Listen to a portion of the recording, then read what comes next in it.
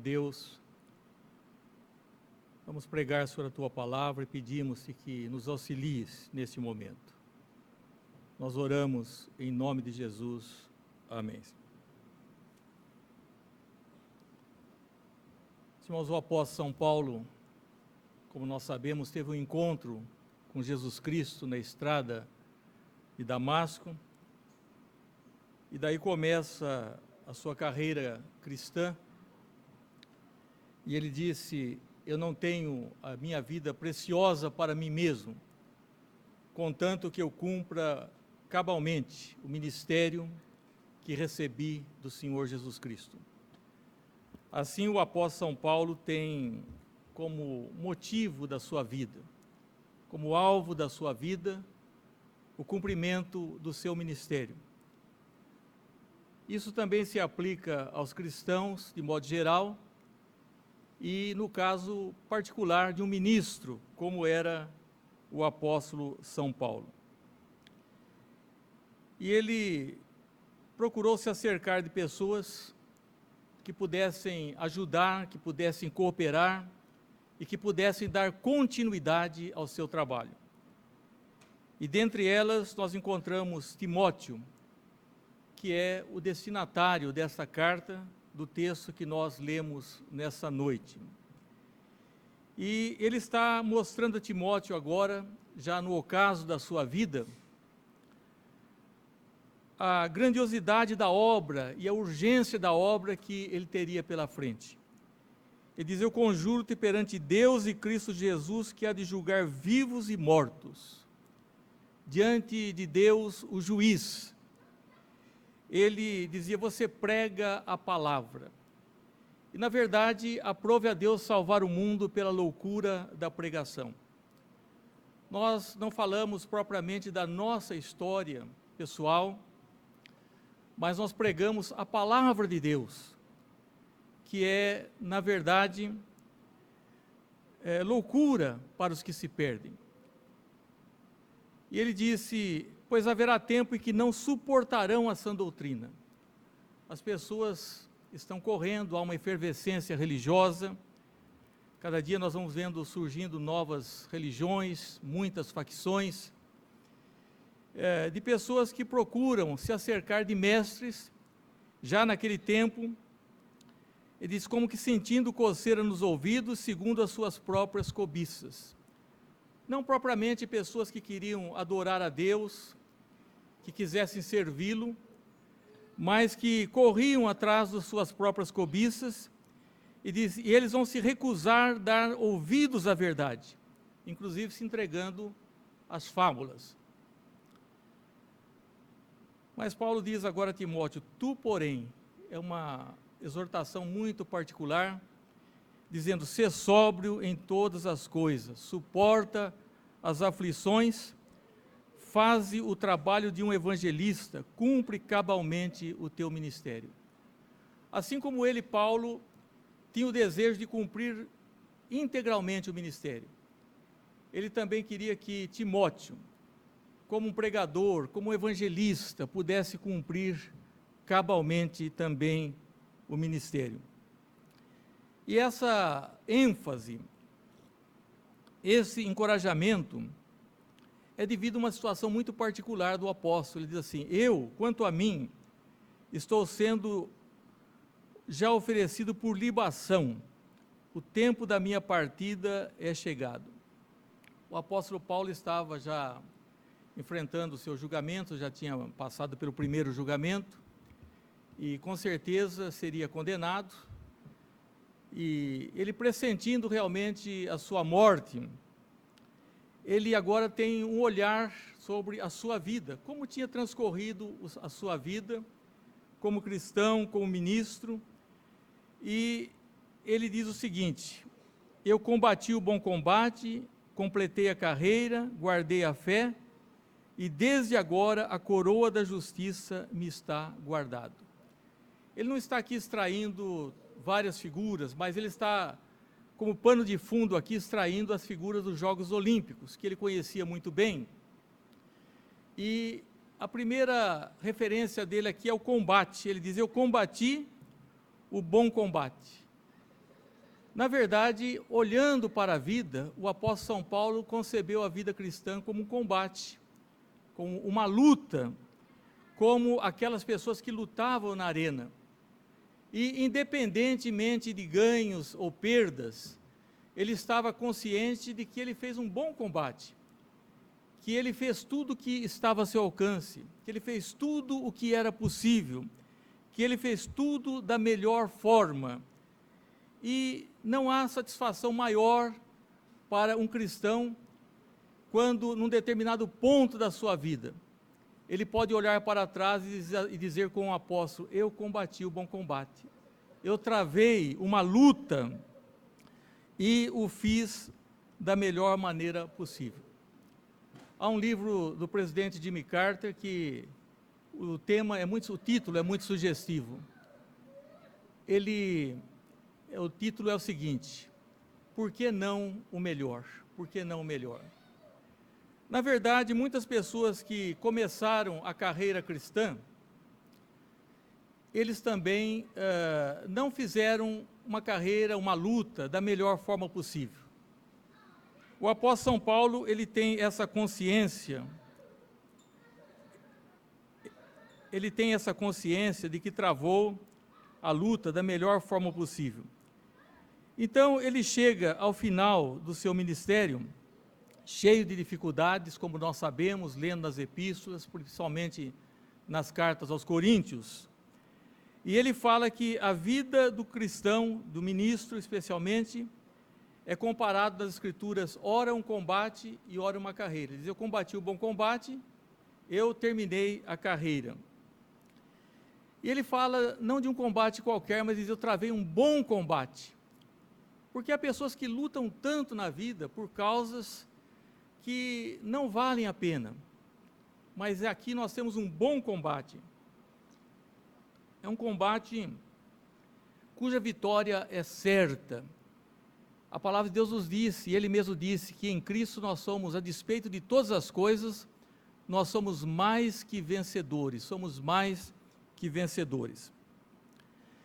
Trata-se então, meus irmãos, de uma causa muito boa, e ele está dizendo: eu lutei, eu terminei a carreira, eu guardei a fé, e já havia dito, como dissemos no começo, eu não tenho a vida preciosa para mim mesmo. Tem muitas pessoas que não querem entregar sua vida a Cristo, porque eles gostam deles mesmos. Eu vi uma frase esses dias, achei interessante, ali só o começo, né, e circulou pela mídia aí, a pessoa que dizendo, e estava comendo um peixe com muita satisfação, e falou: e por que você está comendo esse peixe?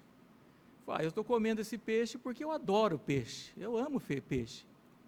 Então é por isso que você tirou o peixe da água, que você fritou, né? Você não adora peixe, você adora você mesmo, você gosta de você mesmo. O apóstolo Paulo, ele passou a dar todo o seu amor, toda a sua vida a Cristo. Ele falou: eu não tenho a vida preciosa para mim mesmo, porque quem quer ganhar a sua vida, perdê-la-á. E é por isso que muitas pessoas não decidem por Cristo, porque elas estão apaixonadas por si mesmos, pelos seus afazeres, pelos seus entretenimentos e outras coisas assim. Nós não vendemos ilusão, pregamos o Evangelho, como Paulo diz: você prega porque as pessoas vão se acercar segundo as suas cobiças. Nós falamos aquilo que é, na verdade, a carreira cristã. O apóstolo Paulo disse: a vida cristã é um combate, é uma luta, e nós temos sentido isso. Eu tenho aqui uma ilustração, que inclusive usei essas ilustrações recentemente.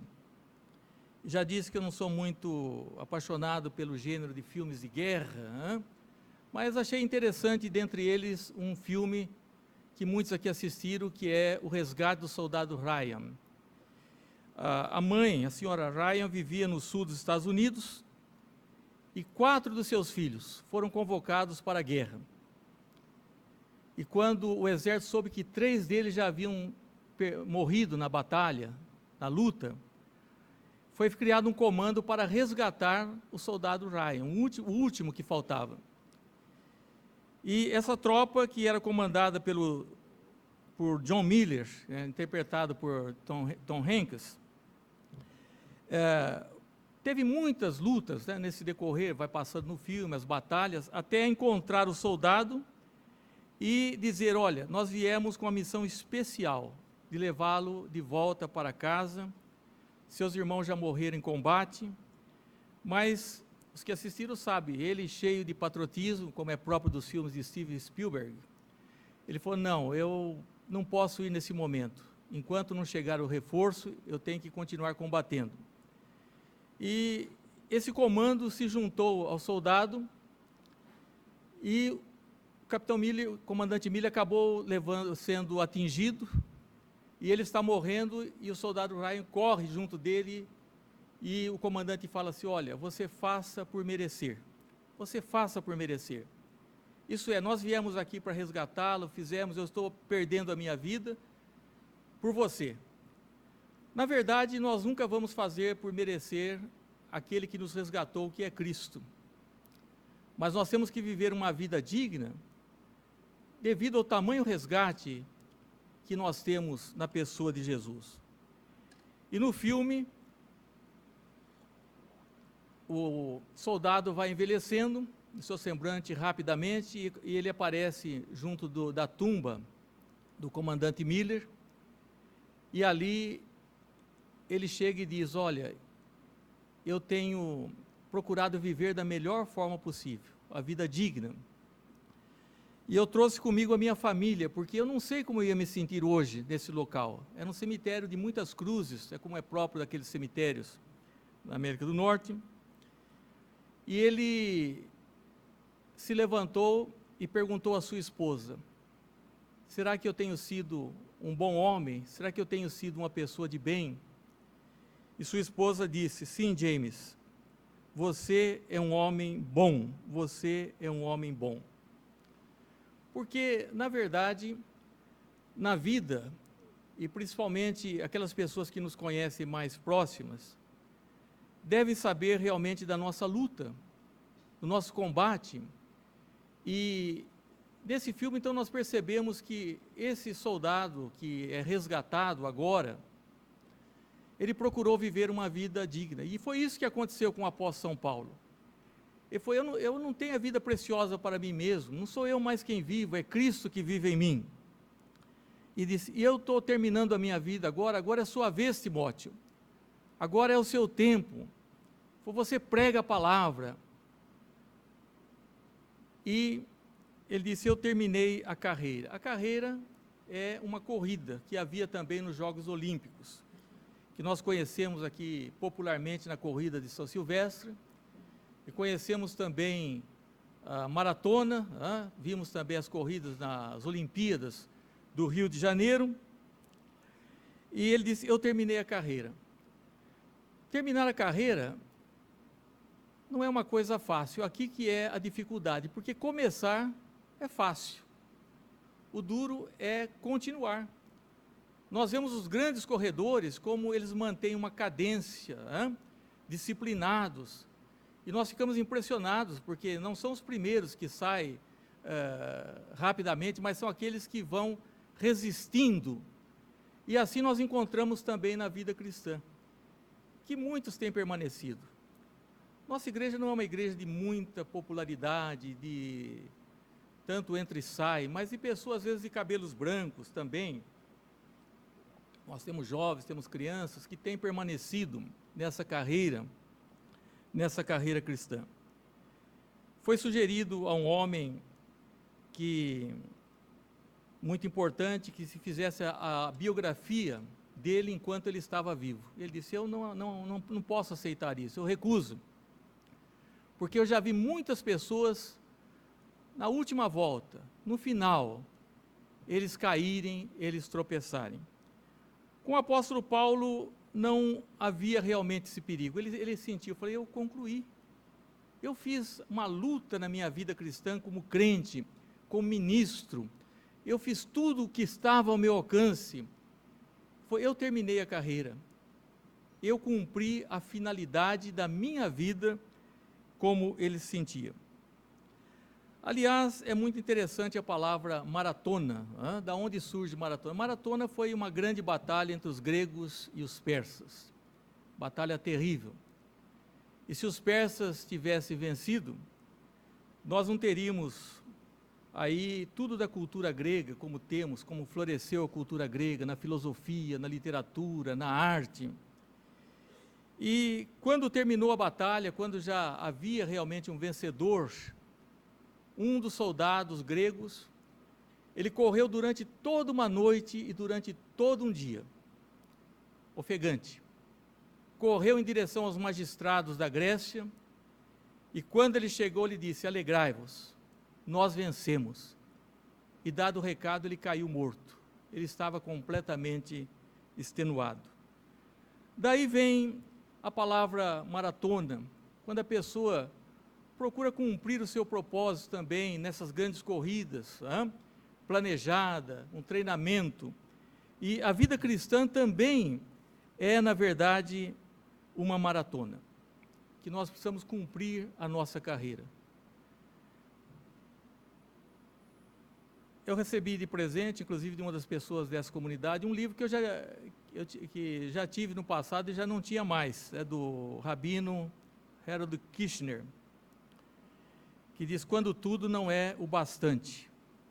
E é interessante como esse rabino, ele tem no final ele tem uma avaliação da sua vida, depois de ter sido por muito tempo, ele diz assim, por muito tempo rabino, ele diz: fui desafiado em minha vida pessoal e profissional e consegui, se não um desempenho perfeito, pelo menos qualificável e talvez um pouco mais que isso.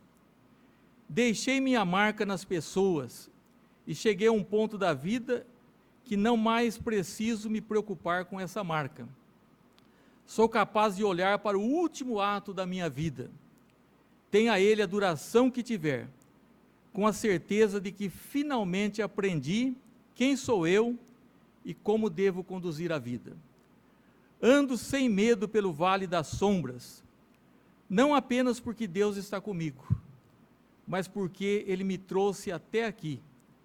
Não há jeito de evitar a morte, mas a cura para o medo da morte é o sentimento de ter vivido. Meus irmãos, é isso que deve marcar a vida de todo cristão, é o sentimento de ter vivido. E era isso que o apóstolo Paulo sentiu. Foi: eu cumpri, eu lutei, eu acabei a carreira, e agora ele olha daquele momento para frente. Ele diz: eu guardei a fé, eu guardei a fé. Nos Jogos Olímpicos da Grécia, um dia antes de iniciarem os Jogos,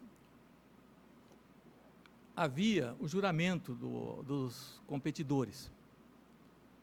E eles prometiam que não fariam nenhuma trapaça para participar desse campeonato. Então Paulo poderia dizer assim: eu cumpri as regras da honra, da honestidade na corrida da vida. Ou podia ter dito também: eu nunca abandonei o meu mestre, eu mantive a minha fé, eu guardei a fé.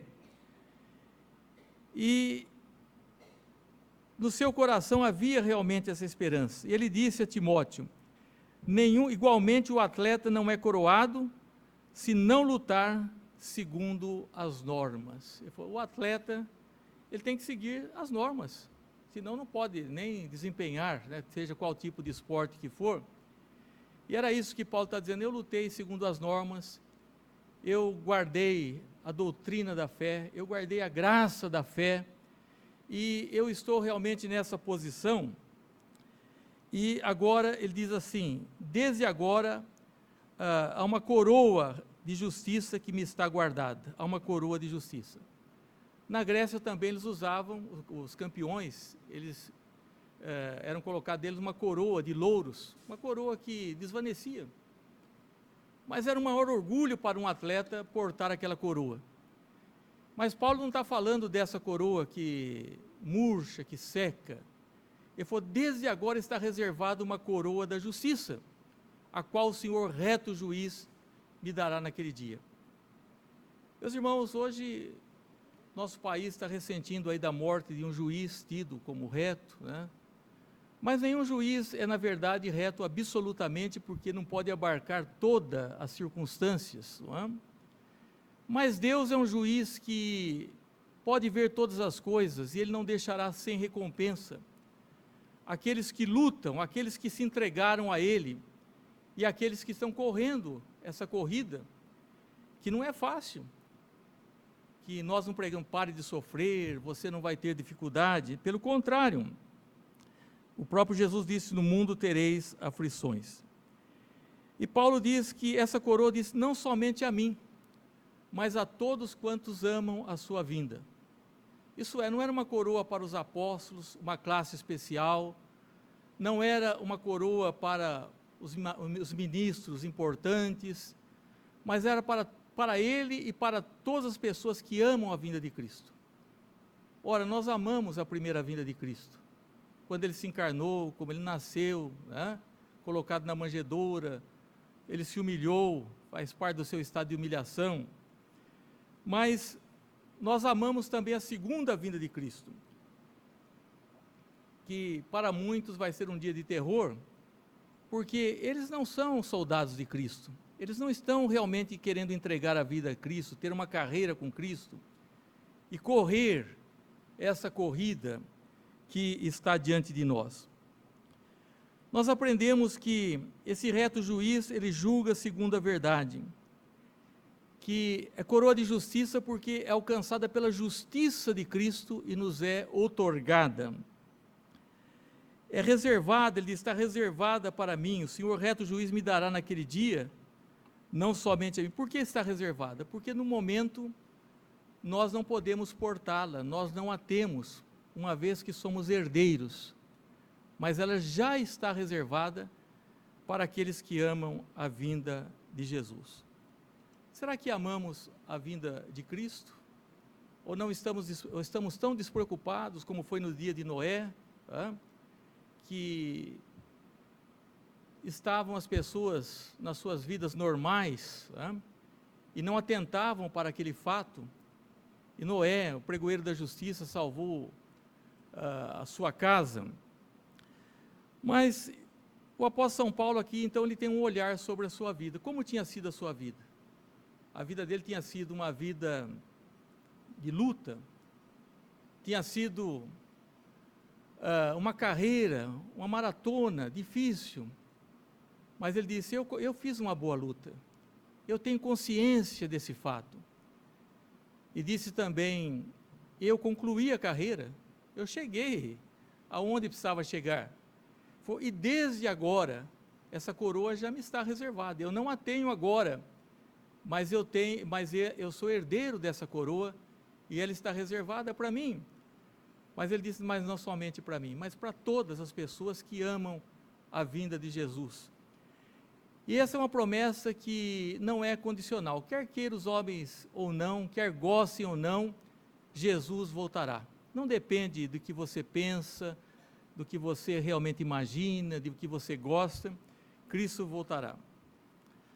Quero concluir, meus irmãos, sobre alguns vislumbres aqui da vida final do apóstolo São Paulo, quando ele dá um olhar sobre a sua vida passada, a vida que tinha vivido, a expectativa de vida. Agora, algumas coisas assim até pessoais, ele fala, Timóteo, procura vir ter comigo depressa, porque quando chegasse, antes do inverno, quando chegasse o inverno, já as embarcações não partiam, e se ele demorasse, ele já estava prestes até ser executado, Timóteo nunca mais veria a face do apóstolo São Paulo. Então ele falou, Timóteo, venha depressa, mas traze a capa que eu deixei lá na casa de Carpo. Isso é, traze-me, porque era inverno, ele estava no frio da prisão romana, falou, não esqueça de trazer a minha capa. Falou, traze também os livros, especialmente os pergaminhos, possivelmente cópia das Escrituras. Ele que falou para Timóteo, persiste em ler, ele continuou sendo um leitor ávido até o fim. Ele falou, não esqueça a minha capa, não esqueça os meus livros, traz os meus livros. E é interessante que no final nós vamos descartando muitos livros, coisas que não vamos ler, ou que já lemos e talvez não nos sejam importantes no momento, e vamos selecionando. Ele falou, traz os livros, mas de modo especial os pergaminhos. Mas o que nos chama mais atenção são referências às pessoas com as quais tinha convivido. Vou lembrar aqui no caso de dois, né? Um chamado Demas e outro chamado Alexandre. Ele falou, Demas, ele me abandonou amando o presente século. Lá no final da vida do apóstolo Paulo, isso estava muito marcado, porque é muito triste uma pessoa que abandona não só a nossa companhia, mas que abandona Cristo, que abandona o Evangelho, que abandona a igreja. Aliás, nós não devemos nunca sair da nossa igreja, a não ser que ela pregue uma doutrina errada. Isso é um veneno, mas nós não devemos abandonar as nossas comunidades. E ele disse, Demas me abandonou. Isso marcou muito a vida do apóstolo Paulo. Meus irmãos, eu que já tenho também muitos anos, eu lembro de muitas pessoas que, na verdade, eles nos abandonaram. Às vezes encontro com essas pessoas, nós nos discriminamos, nós abraçamos, até oramos, temos até o desejo que um dia possa voltar, mas é uma coisa muito triste. Isso fere o nosso coração, pelo menos fere o coração daqueles que se preocupam com a obra de Deus. Para muitos, não. Tem muitos até que, se puderem, até tiram alguns da igreja, né? Porque se implicam com uma coisa, se implicam com outra, e criam dificuldades onde não deve haver dificuldade, onde deve haver uma solução mais fácil. Mas para aqueles que amam a igreja, é uma das coisas muito tristes quando nós vemos alguém se apartar, alguém ir embora e abandonar, não é a igreja, abandonou a Deus, abandonou a fé. E Paulo marcou o final da vida dele e falou, Demas me abandonou. E ele amou o mundo, porque o mundo é assim, a pessoa vai se enfronhando, determinados tipos de atividades, de empregos, e vai se enfraquecendo, vai se esfriando, ou mesmo nos meios estudantis, e quando vê a pessoa já abandonou os caminhos de Deus. E ele disse de um outro, e Alexandre me causou muitos males. Há pessoas que na vida dos ministros causaram muitos males. Eu tenho consciência perfeita realmente das pessoas que de uma certa forma me entristeceram, e também de pessoas que eu tenha entristecido, talvez por inexperiência, e são coisas que marcam a vida de um ministro, como marcou a vida do apóstolo São Paulo. Mas toda igreja tem assim, pessoas que são uma pedra no sapato, pessoas que, como Alexandre, Paulo falou, esse me causou muitos males, muitas dificuldades. Diz que ele resistiu ao apóstolo São Paulo com palavras duras, e a gente vai vendo então o apóstolo Paulo com esses fantasmas, carregando na sua mente, no seu coração, alguns nomes, pessoas que deixaram a comunidade, pessoas que foram más, perversas, mas felizmente essas coisas não atrapalharam do apóstolo pensar nas pessoas também que marcaram a sua vida no sentido positivo. Ele disse, Lucas está comigo, Lucas o médico amado, que esteve sempre com o apóstolo São Paulo. Ele falou, você Timóteo, procura vir ter depressa, traze também a Marcos, porque ele me é muito útil para o ministério.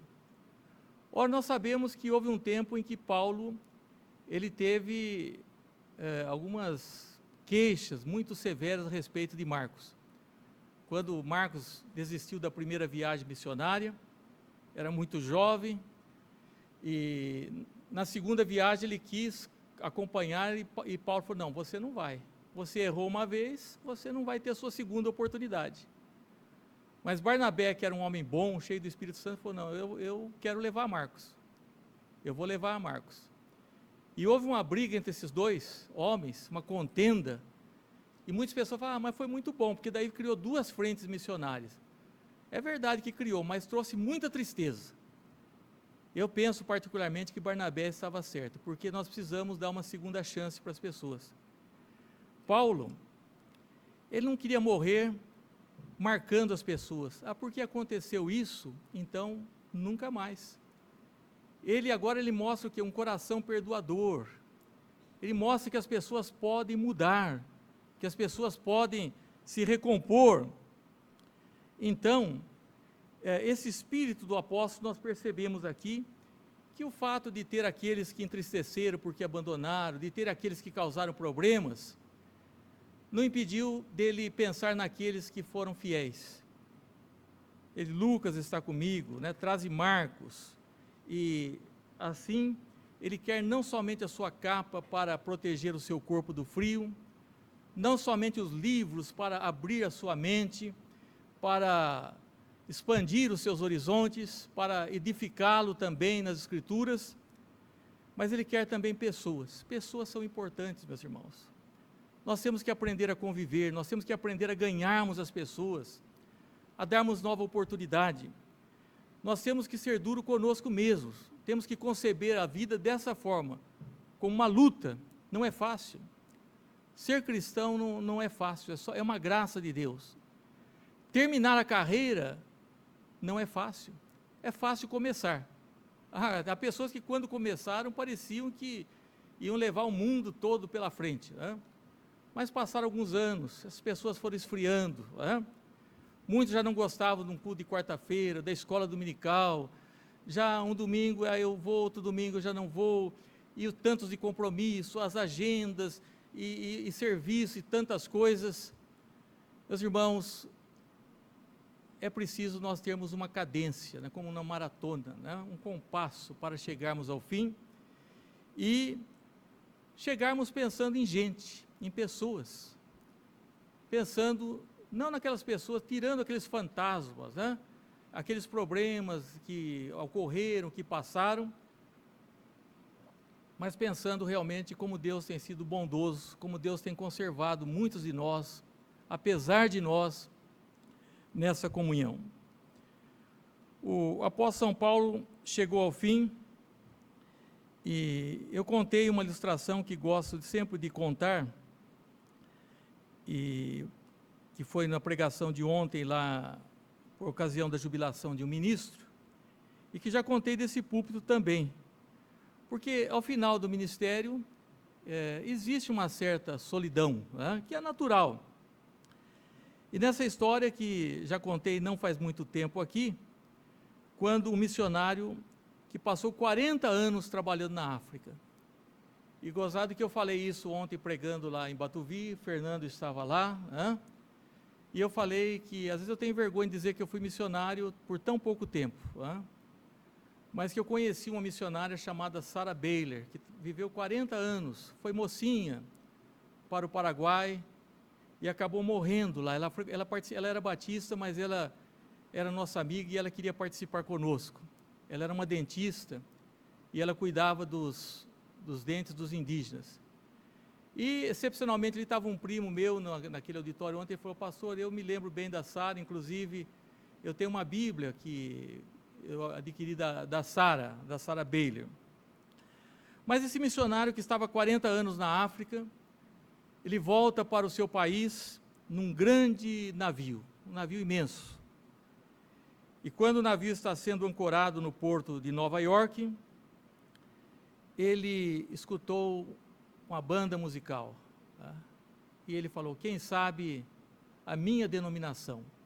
Porque nós pensamos na denominação. Eu mesmo pensava muito em denominação, né? Nas autoridades da igreja. A igreja somos nós, né? Ele falou: quem sabe a minha denominação se lembrou de mim e mandou uma banda para me recepcionar depois de 40 anos de trabalho. E quando ele vai chegando no porto, alguém fala, ele vai descer, alguém fala: pare onde você está, não siga. E ele foi se formar, e naquele navio estava o presidente Roosevelt, que tinha ido por 3 semanas para uma temporada de caça na África. E naturalmente o presidente desceu, ovacionado pelo povo, a banda musical, e esse pastor ficou por último. E ele desceu com as suas malas, foi para um hotel de 3ª categoria em Manhattan, e lá ele se ajoelhou e orou. Falou: Senhor, por que depois de 40 anos de trabalho, eu estou voltando para minha casa e não tem ninguém para me receber, nem da sua denominação? Não havia ninguém. Foi o presidente que foi 3 semanas para uma temporada de caça, toda essa festa. E o missionário falou, eu ouvi nos meus ouvidos, falou, mas você ainda não voltou para casa, você ainda não chegou, porque essa não é a nossa casa. Então, há uma vitória na solidão, não sobre a solidão, mas na solidão. E Paulo estava se debatendo com esse problema. Ele dizia, eu quero pessoas, eu quero Timóteo, Lucas está aqui, traz Marcos, traz os livros, traz a capa. E ele chega ao final do seu ministério dizendo assim, eu lutei. Eu fiz uma boa luta. Eu completei a carreira. Porque quantos que começaram, tem um texto que assim, um hino que nós cantamos, quantos que corriam bem e que longe agora vão. Nós temos um texto na Bíblia assim, corris bem, quem vos impediu de continuar discorrendo? Será, meus irmãos, que fui eu como pastor dessa igreja que impedi alguém de continuar correndo? Aquelas pessoas que tinham tanto ânimo, será que foi o pastor? Será que foi algum dos presbíteros, algum dos irmãos? Eu creio que não. E enquanto não voltarmos ao nosso lar, nós vamos ter essas tristezas de pessoas que abandonaram, de pessoas que são más, são perversas. Mas vamos ter pessoas tão boas. Mas o importante é que na vida cristã, nós tenhamos esse olhar sobre a vida, que a vida é um combate, não é um passatempo. Eu lutei da melhor forma, eu concluí essa maratona, cadenciado, mas eu fui chegando, eu guardei a fé, talvez não tenha guardado outras coisas, mas a fé eu guardei, e desde agora, essa coroa da justiça me está reservada, não somente para mim, como se fosse uma classe especial de pessoas importantes, mas a todos que amam a vinda de Cristo. Que nós possamos, meus irmãos, amar a Cristo e amar a sua vinda. Caso contrário, nós vamos fazer uma luta que não vale a pena, que não é um bom combate. Caso contrário, nós não vamos concluir a nossa carreira cristã. Nós vamos nos distrair. Nós não vamos guardar aquilo que é de mais precioso. Muitos venderam a sua fé por um prato de lentilha. Nós não vamos chegar juntamente com aqueles que realmente, como aqueles que chegaram junto com o apóstolo Paulo e que puderam ser bênção no final do seu ministério e da sua carreira. Que Deus nos abençoe.